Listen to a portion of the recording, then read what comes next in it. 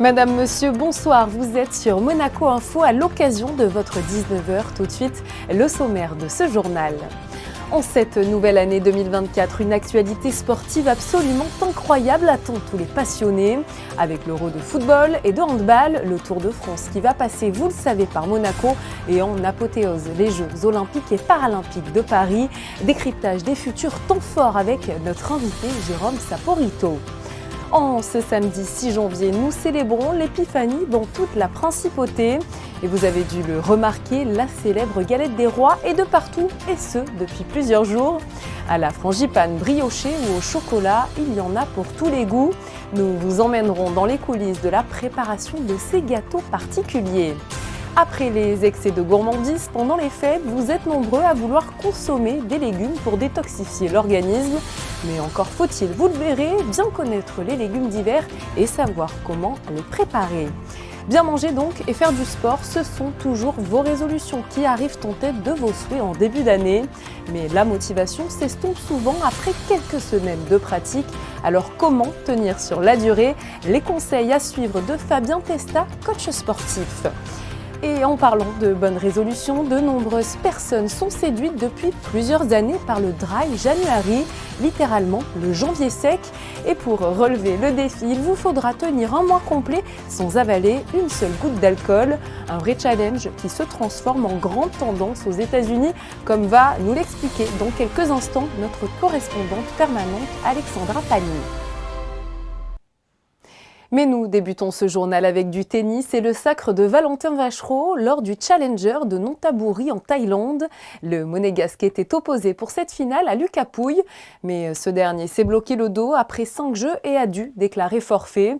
Une première victoire donc en 2024 pour Valentin Vachereau qui a réussi à se hisser brillamment au cœur de cette finale face aux Français. On souhaite à notre Monégasque bonne chance pour la suite de ces tournois. Autre information sportive à vous communiquer, le joueur de la Roca Team, Eli Okobo, est suspendu temporairement. L'AS Monaco Basket vient de l'annoncer, l'international français aurait en effet violé des règles internes du club. En conséquence, Eli Okobo est pour le moment éloigné de toutes les activités le reliant à l'AS Monaco Basket. L'arrière-meneur de la Roca Team va donc au moins manquer la rencontre face à Baskonia, prévue le 9 janvier. Une mauvaise nouvelle car Monaco veut impérativement remporter ses 2 prochains matchs en Euroleague. Je vous rappelle que la Roca Team vient de perdre 2 rencontres de suite, lâchant ainsi prise avec le top 6. La Roca Team malmenée donc en ce début d'année, mais qui, on l'espère, va continuer à briller lors du championnat de France de basket en 2024. Le sport qui sera justement incontestablement le sujet de cette année. Les amateurs de grands événements sportifs vont en effet être particulièrement gâtés. Outre les Jeux Olympiques et Paralympiques de Paris, l'année sera marquée par l'Euro de football, organisé en Allemagne. Mais ce n'est pas tout. Alors, pour ne rien manquer de cette cuvée exceptionnelle, notre invité ce soir est Jérôme Saporito, le directeur du pôle TV de la chaîne L'Équipe. Et il est interrogé par Yannick Debever. Jérôme Saporito, bonsoir. Bonsoir. 2024 était une année très attendue pour le sport en France et ça y est, nous y sommes. 2024, ça va être l'année du sport en France, en tout cas on l'espère. On en a tous rêvé de ces Jeux Olympiques, 100 ans qu'on attend ça. Donc évidemment, ça va être le grand temps fort de l'année, mais donc à partir du 26 juillet. Mais avant ça, il y aura l'Euro, il y aura énormément d'événements, il y aura la Ligue 1, il y aura le basket, il y aura plein de choses. Mais c'est vrai que ces Jeux Olympiques à Paris, on attend ça tous avec impatience. À Paris et pas que, puisqu'il y en aura aussi des épreuves, que ce soit à Tahiti ou que ce soit à Marseille ou dans d'autres lieux. Donc c'est vrai que ça va être un des grands temps forts de l'année de sport. Jusqu'à la cérémonie d'ouverture le 26 juillet, quels seront les prochains événements concernant les Jeux Olympiques ? En fait, il y a toute la phase de préparation des athlètes et il y a aussi la phase, on va dire, de qualification. Parce qu'on pense toujours que tous les athlètes sont automatiquement qualifiés, mais un bon nombre ont besoin d'obtenir des points, de gagner des compétitions pour se qualifier. Je vais en citer 2 qui donnent vraiment l'esprit de cette période-là. Kevin Mayer, lui, n'est pas officiellement qualifié pour les Jeux Olympiques. Il doit remplir un certain nombre de conditions et il les a pas encore remplies. Donc pour lui, c'est une course contre la montre qui a démarré. Donc potentiellement, Kevin Mayer sera aux Jeux Olympiques ou pas, ce qui n'est pas encore décidé. Pour un garçon comme Teddy Riner, lui aussi, c'est une période très importante parce que lui, il doit gagner des points. Et gagner des points, il est qualifié pour les Jeux Olympiques, mais il doit gagner des points pour être tête de série, pour s'éviter une journée où il va pouvoir affronter, on va dire, des athlètes avant les demi-finales et finales qui seront des athlètes à sa portée tout de suite. Alors que s'il n'a pas le bon nombre de points, il peut tomber sur le numéro 2 mondial ou le numéro 1 mondial dès le premier combat. Et donc là, on imagine une journée très délicate. Au-delà des Jeux, quelles seront les autres grandes manifestations en 2024 ? Je crois qu'il y aura un début d'année assez chargé entre patinage, handball, rugby, foot et biathlon, évidemment aussi sur la chaîne L'Équipe. On va être rythmé par, oui, vous l'avez dit, le biathlon. Il y a 3 étapes de Coupe du Monde en janvier. Il y a les championnats du monde en République tchèque.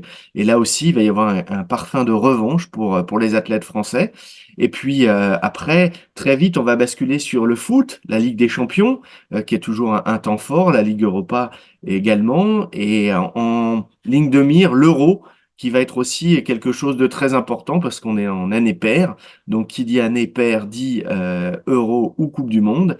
Donc, l'Euro, à partir du 14 juin, va être un temps fort aussi qu'on va suivre sur la chaîne. Ces dernières années, il y a de plus en plus de compétitions et de sports différents sur la chaîne L'Équipe. Est-ce que vous êtes fiers de ça ? Oui, et particulièrement une année olympique. Quand on diffuse l'équipe de France de basket 3-3, le triathlon, voilà, l'aviron, le tennis de table, les frères Lebrun, voilà, ça donne tout son sens quand on est encore plus dans une année olympique parce que tous ces athlètes-là, on va tous les scruter entre le 26 juillet et le 11 août, mais nous, notre mission, c'est d'acculturer les Français à cela en amont pour qu'à un moment donné, ils puissent se dire oui, alors je connais les frères Lebrun. Alors Alexis et Félix. Alexis c'est le grand, Félix c'est le petit. Mais j'ai envie de suivre leurs résultats, même si je suis pas un spécialiste de tennis de table. Quand arrive le temps des Jeux Olympiques, il y a toujours ce moment un peu magique où on va suivre un athlète qui vient d'un sport dont on n'avait jamais entendu parler, ou on n'avait peut-être jamais regardé avant. Voilà, c'était le cas il y a à Tokyo en 2021. On s'était passionné pour un dénommé Jean Quincampoix qui fait du tir. Voilà, on n'est pas les plus grands spécialistes, enfin en tout cas moi je ne le suis pas, du tir olympique. Ben là ça va être à peu près la même chose. On a cette mission-là d'acculturer les Français à qui seront les grandes stars et les grandes vedettes de ces Jeux Olympiques. On parlait de Kevin Mayer, on va suivre aussi toute la saison d'athlétisme avec les championnats de France qui seront fin juin, qui seront le dernier moment de ces préparatifs. L'athlétisme est le sport roi en France. On sait que en France, on n'est pas dans la meilleure génération possible avec ces athlètes parce que les dernières compétitions étaient un peu difficiles en termes de médailles, mais on va espérer voir apparaître voilà un futur champion ou une future championne pour défendre les couleurs de la France. On suivra ça évidemment avec beaucoup d'intérêt ici en Principauté. Merci beaucoup Jérôme Saporito d'avoir été avec nous. Merci à vous et bonne année à tous les téléspectateurs de Monaco Info. En cette journée spéciale où l'on célèbre l'Épiphanie, la traditionnelle galette des rois est particulièrement mise à l'honneur. Classique à la frangipane ou bien brioche sucrée, pour laquelle penchez-vous le plus cette année? Vos réponses tout de suite au micro d'Anaïs Rieu et Olivier Bonello. J'aime pas trop la pâte d'amande, mais voilà. Une autre partie de la famille préfère la pâte d'amande, préfère la vraie, donc on va prendre une et une. Et bien pourquoi se priver? Les deux sont très bonnes. C'est vrai, mais pas une petite préférence. Non, frangipane. Frangipane, oui. On reste sur les classiques. Tout à fait. Moi j'aime Voilà. les deux. Je n'aime pas l'amande déjà dans la frangipane, donc j'étais habituée. Petite, j'ai toujours mangé la galette des rois. Je préfère frangipane. Pourquoi je déteste? Parce qu'elle se dessèche tout de suite, elle n'a pas de goût, elle est fade. Donc la brioche? Alors, ben oui, alors que l'autre, vraiment, quelle saveur la frangipane. Moi, je vais prendre la brioche avec les fruits confits dessus. Et l'autre, la frangipane, parce que moi, j'y tiens pas trop à cause de la pâte d'amande. Mais vous prenez Voilà. quand même les deux. Oui, parce que nous avons des amis, alors comme ça, ils auront le choix. Alors apparemment, on l'a entendu, vous les aimez toutes, qu'elles soient la frangipane ou briochée, mais savez-vous comment ces galettes sont-elles fabriquées? Une équipe de Monaco Info s'est glissée dans les coulisses de leur conception en Principauté. Un reportage de Vanessa Dessy sur des images d'Alban Gingembre. Au-delà d'une fête religieuse, l'Épiphanie, c'est l'occasion de pouvoir se retrouver le temps d'un moment convivial et chaleureux. Que l'on soit plutôt amateur de la recette traditionnelle ou adepte des revisitées, la galette rassemble toutes les générations autour de la quête de la fève. On met une fève traditionnelle dans chaque galette déjà. Le haricot sec, et ensuite on met une fève originale. Cette année on a des doudous par exemple, et voilà, c'est après il y a beaucoup de choix dans les fèves, et on va dire qu'on a tendance à s'adresser un peu plus aux enfants. La galette des rois est consommée au Québec, en Suisse, au Luxembourg, en Belgique et au Liban. Mais pour une expérience encore plus gourmande, rien ne vaut l'expertise et le savoir-faire d'un chef de talent français. Les chefs pâtissiers, c'est français parce que on a une différence énorme sur la pâtisserie entre l'Italie et la France. Et d'italien, je vous dis que la pâtisserie française, il y a une touche meilleure, on va dire, que la pâtisserie italienne, que c'est plus basique. Je pense que le secret, c'est la farce, c'est la façon de faire la farce. Nous, on fait ça maison, on a notre pâtissier qui ne relève pas tous les secrets. La galette des rois permet de commencer l'année en beauté et tout en gourmandise. Après le bon temps à déguster les galettes, il est l'heure de faire le plein de légumes, car oui, il faut bien manger équilibré après avoir profité de la gourmandise des fêtes de fin d'année. Justin Hadel et Alban Gingembre se sont rendus au marché de la Condamine afin de comprendre quels sont les légumes d'hiver et surtout comment vous les cuisinez. Reportage. Ce matin, au marché de la Condamine, les stands de fruits et légumes sont pleins. Les Monégasques viennent faire leur commission. Beaucoup recherchent des légumes de saison directement auprès des primeurs. Ces derniers proposent de nombreux choix. Les topinambours, les panais, les choux verts, tout ce qui fait les potages. La courge rouge aussi, c'est très bon pour faire des veloutés, pour faire des gratins, voilà. Des légumes d'hiver appréciés par les locaux, notamment pour les soupes. Mais comment les cuisinez-vous ? Nous en avons profité pour vous poser la question. Tout d'abord en potage. Voilà, la soupe de légumes avec les carottes, potimarron, bien sûr, en purée de pommes de terre, purée de potimarron aussi. J'aime le potage mixte des fruits frais, des produits frais de l'hiver typiques, etc. Les artichauts avec les risottos et voilà, ou la pâte avec les brocolis. Des idées qui vous donneront sûrement envie de vous faire plaisir avec des légumes de saison, le tout en mangeant sainement. Comme chaque réveillon du 31 décembre, vous êtes nombreux à avoir pris des résolutions pour l'année à venir. Et faire plus de sport fait toujours partie des motivations en janvier. Tout comme mieux manger, on l'a vu il y a quelques instants avec les légumes, ou encore prendre soin de soi. Pour nous en parler ce soir, notre invité est Fabien Testa, le co-gérant de United Fitness. Bonsoir. Bonsoir Julia. Alors le sport est donc souvent la résolution numéro 1. Est-ce que vous constatez de votre côté souvent une vague d'inscriptions à vos cours en début d'année justement ? Ah ben complètement. Fin d'année, on a de moins en moins de monde. Il y a l'apéro de Noël, les fêtes, les préparations. Donc vraiment, ça se calme. Et début d'année, il y a les bonnes résolutions qui arrivent. Et là, il y a beaucoup de monde. Mais il faut le dire, la plupart de ces personnes qui sont pleines de motivation abandonnent pourtant après quelques semaines de pratique. Alors, quels sont vos conseils d'experts pour vraiment tenir ces résolutions sur la durée ? Alors, mon conseil, c'est bien sûr, on a des bonnes résolutions. On veut commencer avec 5-6 cours par semaine, c'est de commencer doucement, d'avoir la discipline déjà de faire 1 ou 2 séances de sport par semaine et garder cette discipline le plus longtemps possible parce que souvent on se lance trop fort et on tient pas le rythme et après c'est vrai qu'on se lasse rapidement. Le but c'est de tenir toute l'année et pas juste 2 semaines en janvier. Mais pour tenir ces résolutions sportives, il faut aussi garder une notion de plaisir et cela passe aussi par trouver le sport qui nous convient véritablement. Ah mais complètement, c'est vrai que des fois il faut parfois essayer plusieurs sports, plusieurs disciplines pour trouver ce qui nous convient le mieux. Donc c'est pour ça, c'est vrai que nous on a mis en place chez United Fitness plusieurs disciplines, le pilates, le yoga, le fitness, comme ça les gens ils sont libres aussi de switcher et de trouver ce qui leur correspond le mieux. Vous accompagnez de votre côté beaucoup de personnes actives professionnellement. Comment s'aménager du temps pour avoir une activité physique quand on a une journée déjà bien remplie ? Ça c'est la meilleure des questions je pense parce que souvent la première chose qu'on me dit c'est « j'ai pas le temps ». Donc il faut vraiment adapter en fonction et peut-être même se dire la veille, à telle heure, je vais faire mon sport. Je parlais de discipline et c'est le plus important, c'est-à-dire se marquer des objectifs. Par exemple, demain soir, je m'inscris, je vais faire mon cours et au moins on est motivé pour le faire. Si on se réveille le matin en disant tiens, je devais faire ça, j'ai pas envie, peut-être je verrai ce soir, c'est vrai que c'est compliqué. Donc c'est vrai que d'avoir un planning bien précis, ça aide. Et quand on parle de résolution au début d'année, beaucoup veulent aussi faire plus attention à ce qu'ils mangent. L'alimentation va finalement de pair avec la fameuse résolution faire plus de sport. C'est vrai que ça va ensemble, hein. On a envie dès qu'on se relance dans le sport, on a envie de mieux manger, d'être bien dans son corps. Mais après, je pense qu'il faut toujours être quand même assez tolérant envers nous-mêmes. On a le droit de faire des excès et surtout, il faut vivre simplement. Mais après, il ne faut pas en abuser. Et vous venez de le dire, il faut vivre. Alors justement, on sort des fêtes et tout le monde a profité des mets proposés à cette période de l'année.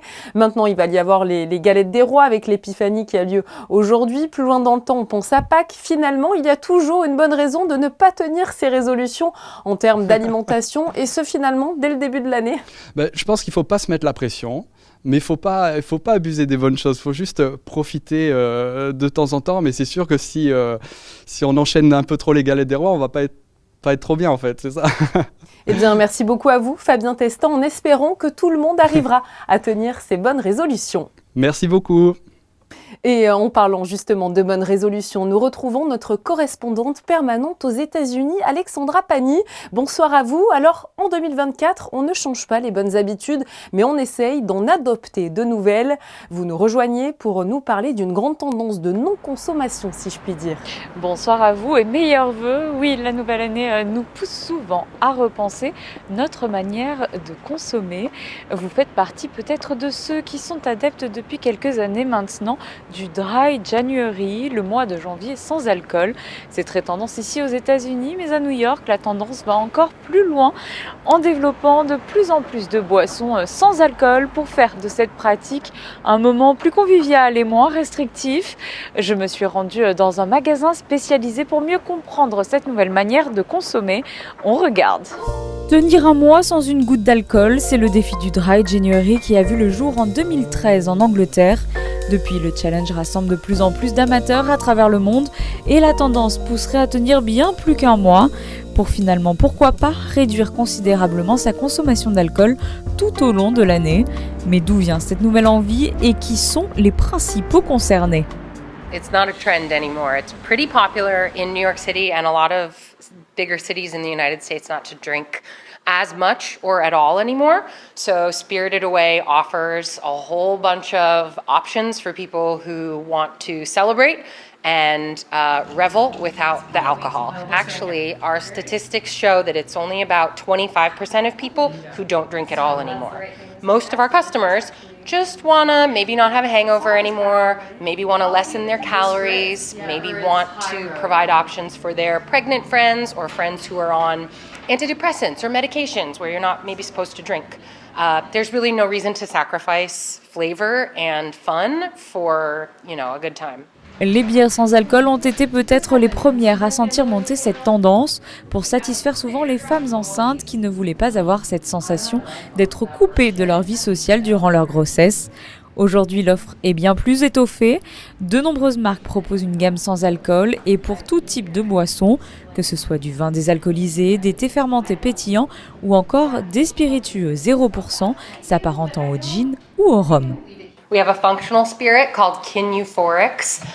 They have something to relax you, chill you out at night. It's called the Dream Light. And then they have something, the Spritz, the High Road. It's for waking up, give you a little energy to be social, kind of bubbly. We have Best Day Brewing that I was talking about. So these are the California-made beers. Really cool. You can actually find them on American Airlines now. Pretty awesome. Kin also makes little ready-to-drink cans in case you don't feel like making your own. Then we have A Cut Above. We're actually doing a tasting for them this weekend, and they make a bunch of spirit replacements. So if you don't feel like having gin, but you want a gin and tonic, go for it. Mezcal, tequila, whiskey, they do it all. They do it really beautifully. Non-alcoholic pairing at restaurants is way more innovative and interesting because the chefs have to think a little more about what else to do. and you sometimes get a really beautiful selection. So many of our brands, Non is one, a sparkling wine that we carry, that's made by a Michelin star chef. There's a number of products like that.